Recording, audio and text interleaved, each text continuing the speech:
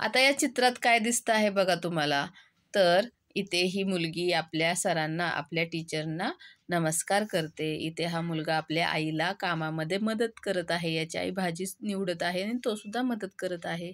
ही मुलगी ह्या आजोबांना रोड क्रॉस करायला मदत करतीये. हा मुलगा त्याच्या आजीला नाश्ता आणून देतोय, खायला आणून देत आहे. तर हे सगळे झाले good manners and good habits. तर कोणाशी असं नमस्कार करणे हे झाले गुड मॅनर्स आणि कोणाला कामामध्ये मदत करणे ह्या झाल्या गुड हॅबिट्स. तर आता आपण पुढे बघूयात. Learning begins at home. तर शिक्षणाची सुरुवात, शिकण्याची सुरुवात ही घरापासूनच होत असते. वी शुड म्हणजे या गोष्टी आपण केल्याच पाहिजेत. Be kind and polite to everyone. Kind म्हणजे दयाळू आणि पोलाईट म्हणजे नम्र. नम्र म्हणजे हळू आवाजात बोलणे, उद्धटपणे बोलू नये, उलट बोलू नये, याला म्हणतात पोलाईट. तर एव्हरीवन म्हणजे प्रत्येकासोबत आपण दयाळू आणि नम्रपणेच बोललं पाहिजे, वागलं पाहिजे. Always speak the truth. Truth म्हणजे खरे, स्पीक म्हणजे बोलणे आणि ऑलवेज म्हणजे नेहमी. नेहमी खरे बोलावे. Respect and help our parents and elders. Respect म्हणजे आदर करणे, मोठ्यांशी कमी आवाजात बोलणे, हळू आवाजात बोलणे, मोठ्यांना नमस्कार करणे, त्यांचं बोलणं ऐकणे, या सर्वाला म्हणतो आपण रिस्पेक्ट म्हणजेच आदर करणे.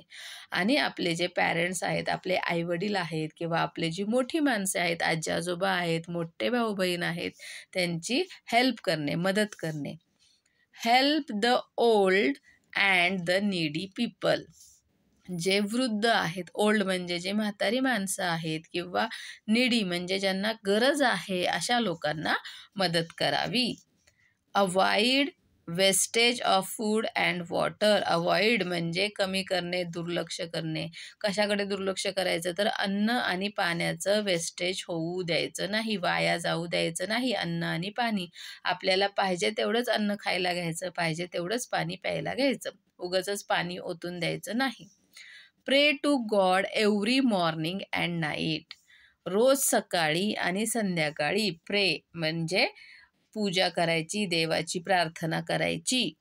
We should thank God for giving us a nice family, friends and teachers. आपण देवाचे आभार मानायचे. कशासाठी आभार मानायचे, की त्याने आपल्याला नाईस फॅमिली म्हणजे खूप छान आपलं कुटुंब दिलेले आहेत. आपल्याला आई वडील, भाऊ बहीण, आजी आजोबा दिलेले आहेत. फ्रेंड्स म्हणजे मित्रमैत्रिणी दिलेले आहेत आणि टीचर्स खूप चांगले शिक्षकसुद्धा दिलेले आहेत. We should use these words. मग आता हे जे गुड मॅनर्स आहेत, तर त्यासाठी आपण कशा प्रकारे बोललं पाहिजे, तर खाली दिलेल्या शब्दांचा वापर करायचा. आता इथे ह्या चित्रात काय दिसत आहे, या मुलीला कोणतरी काहीतरी गिफ्ट देत आहे. तर मग आपण काय बोलायचं त्यांना, थँक्यू फॉर द गिफ्ट. तुम्ही मला गिफ्ट दिलं म्हणून मी तुमची आभारी आहे असं बोलायचं, किंवा मी तुमचा आभारी आहे असं बोलायचं.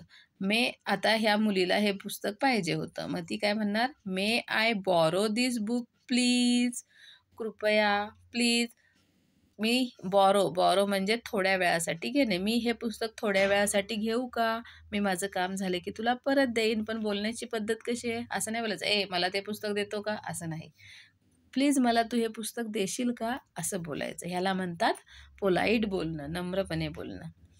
आता ह्याला शिंक आलेली आहे, मग तो तेव्हा काय म्हणतो, एक्सक्यूज मी, मला माफ करा. म्हणजे आता समजा तुम्ही सगळे बसलेला असाल, मित्रमैत्रिणी, तुमचं काहीतरी बोलणं चालू असेल आणि तेवढ्यात शिंक आली, म्हणजे सगळ्यांना डिस्टर्ब होतं की नाही, म्हणून आपण तेव्हा काय म्हणतो, एक्सक्यूज मी, मला माफ करा. आता हा मुलगा क्रिकेट खेळत होता आणि ही खिडकीची काच फुटली, तर हे काका त्याला ओरडत आहेत. मग आपल्याकडून चूक झालेली आहे, तर ती चूक आपण कबूल करायची. असं नाही म्हणायचं की मी इथेच क्रिकेट खेळणार, माझा बॉल द्या, असं बोलायचं नाही. त्यांना काय बोलायचं, आय एम सॉरी, मला माफ करा, असं बोलायचं. आता हे दोघं फोनवर बोलत आहे, हा मुलगा काहीतरी बोलत आहे पण हिला ते ऐकूच येत नाहीये. मग त्यावेळेस असं म्हणायचं, आय बेग युअर पार्डन. म्हणजे मला काय ऐकू नाही आलं, तू परत बोलशील का. अशा प्रकारे हे शब्द आपण इथे वापरायचे आहेत. म्हणजे कोणी गिफ्ट दिलं तर थँक्यू म्हणायचं, आपल्याला काय पाहिजे असेल तर मे आय बॉरो प्लीज असं म्हणायचं, शिंकलो तर एक्सक्यूज मी म्हणायचं, आपलं काही चुकलं तर सॉरी म्हणायचं, आपल्याला ऐकू येत नसेल, आपण ऐकलं नाही तर आय बेग युअर पार्डन असं म्हणायचं. ठीक आहे. आता good manners and good habits in school.